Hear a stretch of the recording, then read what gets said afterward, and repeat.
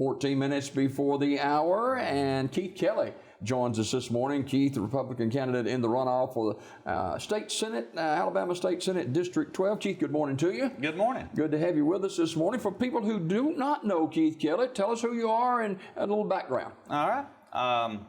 I'm a small business owner. I've been in business for myself since I was 19. Started a business, didn't know you wasn't supposed to start it that young, and didn't have a choice but to make it work. So we learned a lot and gone through it, been in business, some forms of small business my entire life. I'm a strong small business advocate.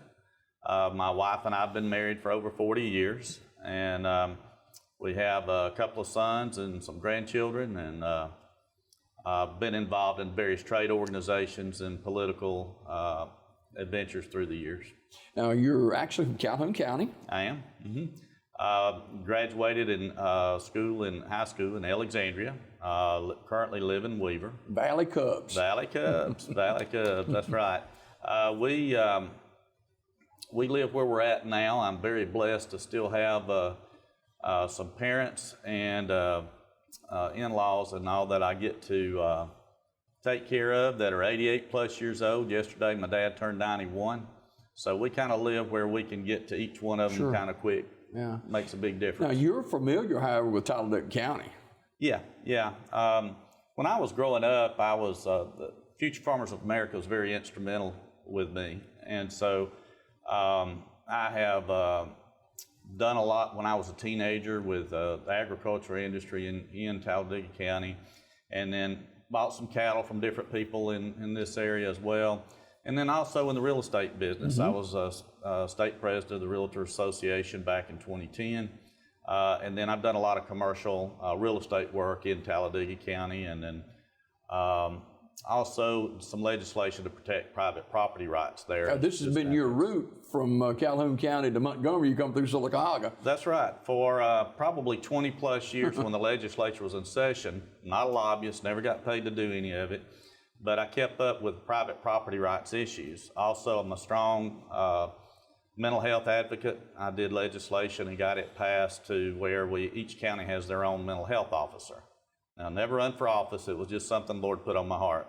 And but yeah, I come through every trip to Montgomery, and then I come down through Sylacauga quite a bit. Have friends here, and so have my little stops. I like to stop and eat at and those kinds of things. So Talladega and Sylacauga, Talladega County and Sylacauga are, they're kind of home to a certain Let's talk about this District 12. It's brand new. How did that come about? Okay. In the legislature, every 10 years, when you have the census taken, the makeup of the population is looked at and adjusted so that make sure throughout the state you have equal representation. And so when it's not, and when the population shifts, and you have certain elections and things, they try to adjust that to try to give each district throughout the state equal representation. So this was recently done, and the district was changed where a lot of Clay County was originally in this district and didn't come down into Sylacauga. And so now it comes down all of Calhoun County and quite a bit of Talladega County. It just misses the downtown Talladega area, but comes down kind of down 21 there, gets most of Sylacauga all the way down the Coosa County line. Yeah. You're in a runoff next Tuesday. That's right. Please get out and vote. Yeah, it's a three-person race, and a lot of people are saying, hey, it's going to be a low turnout. It's so important, Keith, for us to get back to the polls and vote.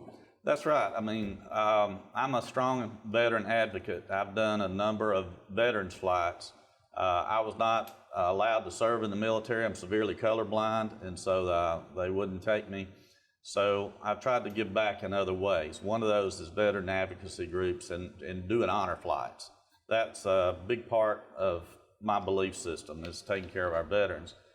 And I've had family members that pay the ultimate sacrifice so we have that right to vote. Yeah. So it's not just a matter of getting out and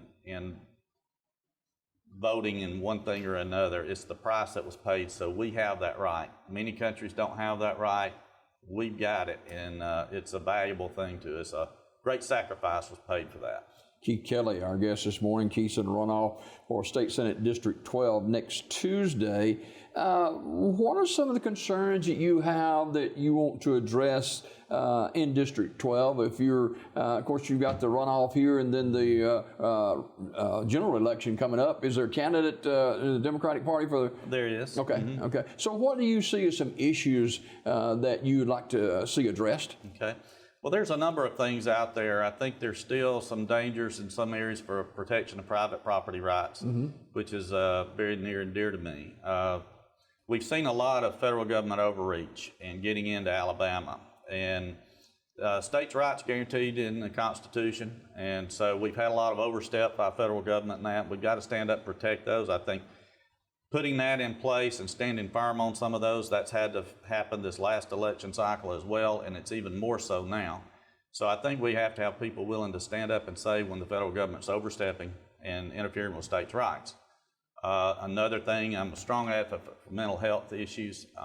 We're seeing that in so many different facets. My mother has dementia, and that's just one facet. You have people that are dealing with different mental illnesses. And we've had funding cut for mental health issues in the past. And that's something, just like I led legislation to where you could have each county could have a mental health officer that had the authority to do certain things. One of the problems that you had was you had to wait for a court date in many cases. Well, what about the time if they're having an episode between then and when they are arrested or when the episode's happening? They can be a danger to themselves or other people. And also if they get incarcerated, they can get raped, beat up, and those types of things. So we got that in place to try to help with that. Keith, you can't, and it's a large populace of people with mental health issues. You see them on the streets, you see them getting involved with this incident or that incident. You can't just throw them in jail and forget about them. No, and that's one, I think, one of the great misconceptions about mental health issues. It's a broad problem, and a lot of people don't want to give it attention because it's not one of those push button things that, it makes a good soundbite type thing, but it's a real problem. It affects nearly every family to some degree or another. You mentioned the homeless in situations like that. A lot of that is because of mental health issues.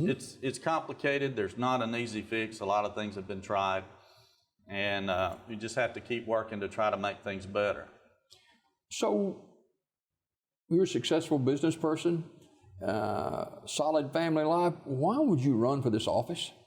I've been involved in the political aspect of things for a long time. When I was in the 5th grade, I've got a great set of parents, but they chose not to live together and divorced. And I had an uncle that was very instrumental in my life. And when I was in the 5th grade, he got me a copy of U.S. News and World Report magazine. And that sounds like real exciting for a 5th grade young man to get something like that. But that uncle instilled in me, taught me about economics, taught me about business, and instilled in me that one person can make a difference. So I didn't really look at things as I grew up that you had to be in elected office to make a difference. So I've just kind of lived my life that way. In my business, I deal with economic development, and we do business recruitment for different areas, or if a business is looking to expand, regional or national, a lot of times we'll go into the different areas that meet their criteria and try to find sites for them. And many times we're in an area and out before the people there ever know we're there, and then they make their decisions. And so we try to help build the economy like that. But a lot of those things have political consequences. And every year in the House and Senate, there's between 800 and 1,200 bills filed. I mean, strong private property rights, as I've said. So I actually read the legislation, and I will go down and try to make changes or try to advocate for things I believe in. That's one of the ways I come through here every time. And you can make a difference because if you engage yourself, it can. In 2010, I wound up being in the middle of the BP oil spill negotiations. What's a guy from Alexandria and Weaver, Alabama, little town, small business guy, doing put in the middle of that? It's kind of a God thing. I think I was supposed to be there at that time because I did have some of those connections and assisted with the negotiations for the state in that. Chief Kelley, our guest this morning, Republican candidate in the runoff for State Senate District 12 next Tuesday. Polls open at 7 and close at 7. Now, you did well in the primary, and you got the runoff coming up next Tuesday. Why should people with our country, a lot of people, Keith, think our country is teetering on the edge of disaster. You see all these issues that we're facing, and one person can't fix it all, but one person can make a difference. Why should they vote for you next Tuesday? Well, I think in this race, it's if you look at the candidates, look at the experience level. I served on the State Small Business Commission, put forth legislation there to help employers get a tax credit when they're helping a young person still in high school go to work, so that when that person graduates, they're already coming out as a journeyman or have credentials that you normally would have to wait later to do. That program benefits the community because when that individual graduates, it benefits them because they've got a good job, making good money. Benefits the community because they're a taxpayer. Benefits the business. They've got somebody they know what they're doing. We've got a lot of jobs available right now. You know, in every political campaign, everybody wants to bring in more jobs. Well, we've got a lot of jobs. We need workers. We need qualified workers. So that's one of the things that does. I've also served in the capacity for the child abuse and prevention. So when I served on that, I was appointed by the governors and different things on some of those. That gives me an aspect of what is going on with child abuse issues, family issues that wind up in court. A lot of times those are children of people that are inmates and those types of things.